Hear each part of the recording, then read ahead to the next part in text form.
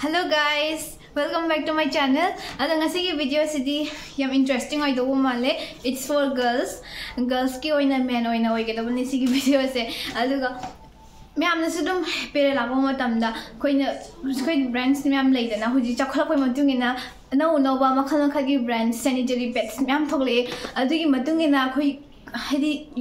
कामना फाइ कामना नुंगाइगे हाबसे मैम से टेस्ट तौरंगनी मैम ने हेना खंगमनी दो खोइना कमन ओइना खोइगी इंडिया दा मेन ओइना सिजिनबा ब्रांड्स हानादगी दुम हाई ब्रांड्स फरगा मैम सिजनरगा लाप ब्रांड्स खर कंपेयर तौजे टेस्टिंग वीडियो होइदेनेबको सी वीडियो जाम एक्साइटेड होय आइजु खंगनेगा लेबनेबा सिगी कमन हेना लीक ओइरोगे काना कमन हेना एब्जॉर्ब तौगे गाइस याम खंगनिंगेबा आइसु हाइबदि अखोइना सि कुइरेना को खोइन थोइगी चेक तौबदि खोइदि तौदे खोइना येंगा खोलगदि केसि तौदेदना अदो I am going to try today so it will be really interesting. अदुगी ब्रांड्स अइना खर खंगप ब्रांड से विस्पर मैम हेना खंगमनी सिगी विस्पर से दुम चनारग लेरे दना विस्पर से एक्स्ट्रा लार्ज ने को अइना लोकली मैम एक्स्ट्रा लार्ज ngaटने हुजिते am एक्स्ट्रा लार्ज एम सिजनर ने आइसु एक्स्ट्रा लार्ज ngaटे सिजने दुगो एक्स्ट्रा लार्ज से हाइगदि सांगु लोंगसु ओइबनिना लिगेट खाइबसु खर हाइदी यामनसु लिक ओइद्रे अदु मथक्ता नुंसनु आइदन सिनाबजा अदुगा सिजे एक्स्ट्रा लास्ट ngaटने अमना स्टे फ्री सिजु एक्स्ट्रा लास्ट नि अदा थिन ngaटने अदुगा इना कंपेयर तब नुंगाइना बा हाइदना इना सिगी सोफी सिजु म्याम खंगमनि यामना सिनाबजा याम नुंगाइ सिजे स्लिम सिजु मोय केनो ngaटने सिजु एक्स्ट्रा लो ngaटने अदुगा चार्जिंग ngaटने सिगी ब्रांड अहुम से कंपेयर तौजगे अदुगा आई ममांगी वीडियो दसु सिगी पेड्स की मतंग दसु अमा थागखिबने अदु मैम यंगदब यारगदि मैम अदुसु चेक आउट तौबियो अदुगा प्रेजेंट प्रोडक्ट्स की मतंग दसु पेड की मतंग दसु मैम थागखिबने तौबियो अदु यंगदब यारगदि अदुसु दुम नुंगाइबने मैम दस कानागनि ना खले अदु मैम वीडियो से हौसलेसे ले फाव यंगबियो आई सिदा ग्लास टाइना केनो आई ई हाचलगा थमे आई ममांगी पेड किने से थाजरा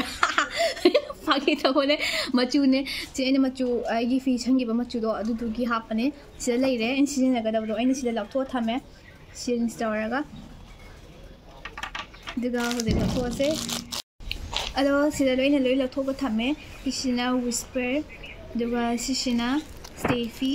सिना सोफी मोय मसा मसा ये शेन लो याव हबा मनम शेसी विस्पर जे हाने नम नम छि मनम जम शे मनम छि मनम नमदे विस्पर न केनो यावे मनम यावे को से नक्से लगा थमसे हम कलर ग सेंगने हम प्रिंट हम फजरा मनिंग सेंगने हम गली वे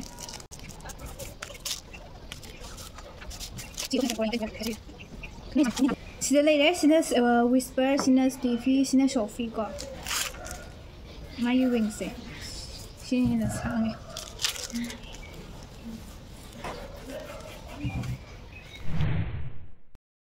तो सी कमन हेना कल विंग से ओ विस्पर यम कल्ले माय विंग से को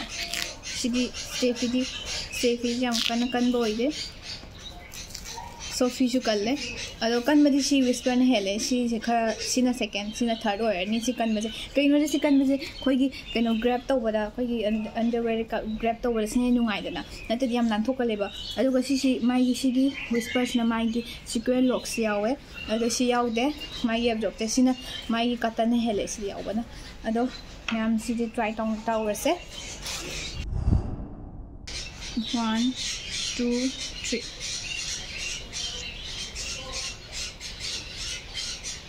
अदो हुजी येंग मकांदा करमने हेना एब्जॉर्ब तौबी थुने एब्जॉर्ब तौबदा सिने हेना एब्जॉर्ब तौजा अदुगा सिजी एब्जॉर्ब कुसिदा तौजेको सिना फर्स्ट तौरे सिना सेकंड तौरे सिना थर्ड तौरे सिने हेना एब्जॉर्ब तौरे विस्पर ना हुजी अनि सुबो 1 sorry apa sih 1 2 3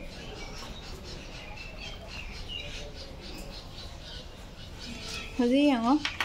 absorb tawbase sine hena absorb tawe ko whisper ne hena absorb tawe aduga Stayfree se kashyam tawde tawi aduga sisu dum tawi ko aduga sine di heleba adu aina hoji yeng disina karmane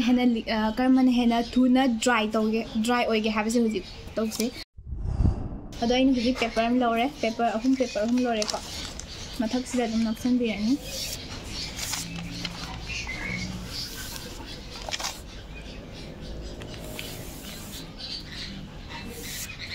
tang tham ghế này con rồi hiện sẽ cảm ơn anh chủ nợ cái rồi na si bóc tê con si bóc tê rồi na chủ nợ dry rồi ấy hôm mà rồi na dry rồi mà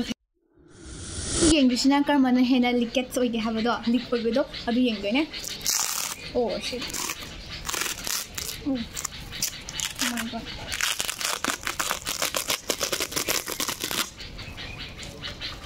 Maning ne ko sa ma am kan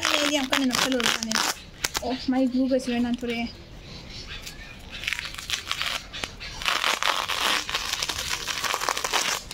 oh ai no soy bene sira no soy bene mo soy bene to mo soy bene ko sira no soy bene ko ai siga bele bana siga ga mo isi ko so foi ado hoji ge ngase ni makan de yango whisper de chole ko whisper de chole khaga maina chaw ga sine hena leakage choi ko si ju khar dum oye aduga Sofy di kem oide Sofy di oide aduna sine hena phare si leakage sine hena oye aduga si khara leakage oirani si leakage oye Sigi Stayfree juli ke choy adubu magi spread che sine hena absorb taweba sine hena Stayfree sine hena absorb tawe ago si maning da kem yaw jise si mana kem pak jise si absorb taw da ba sak manai ne ba aduna si absorb taw dreba aduga sigi whisper sina si maning si ju absorb tawi adubu absorb taw ba si animal go mane sine te absorb taw mane Stayfree ga whisper ga sine phare quality ke haragadi Stayfree na best agum sidagi strong oiba best oiba sina oi sigi Stayfree na best hodik mayam loina ubirai na hodik te ta udiba mayam do aduga hodik phari se sigi Stayfree siga sigi whisper siga ani zum chang mane aduga sina muk maning je spread to se oide sina hena yam oshala gadi se absorb to ba wala ka dune buka adubu quality home sidai quality gi ngagadi sigi Stayfree sina quality yam phai adubu maigi keno se maigi wings gi maigi glue sidai yam nuaite mai whisper gi glue sin hena nuai glue di ko aduga sigi Sofy ju nuai aduga mai se maigi manung se cotton oye bu ko mai manung se cotton oy benina nuai bedo kya keno to di ba nuai bedo kya wa le bu ko ऐसी ये मनुंग के क्या याव के है वैसे मैं मिलने से पत्थर के बको हान बड़ा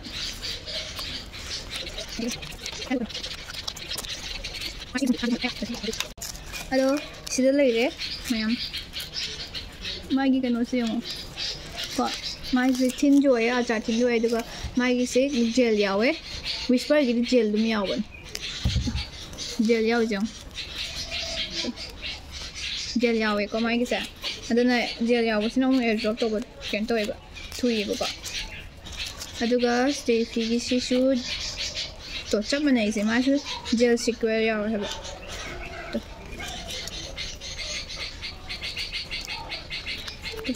mal gel yaw ko aduga Sofy si di gel yaw de only cotton pure cotton si to cotton so pure cotton yaw ise aduna si je sing haibada cotton gi sidi hoi absorb pudi na absorb pudi yam ne absorb to gani si je yam ku ne si ne ba ya gani adubu yam absorb to ga di mai se kan to ba nungai ke ba thagale ba ko aduga jelly na mung thagala roi सिजु अनिमक चप अने सिजे दुम हेगिंग नबदा नि सिजु माने quality की वाने quality सिने हेना strong अबो quality ओय अदुगा सिना मु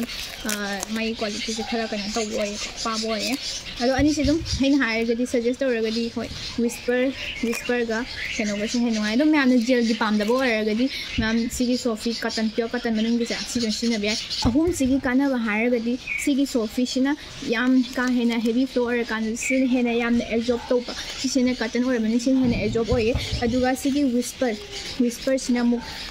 माना विस्पर सिना मु विस्पर सिना मु हेना ओइबा नाइ गिसे जेल लॉक यावबगी हेना लीकेज ओहेंदबदो अदुगु एब्जॉर्ब तौबदि सिजम एब्जॉर्ब तौगनि सिगाम एब्जॉर्ब तौगनि अइसु सिनाबनो लैदि खंगे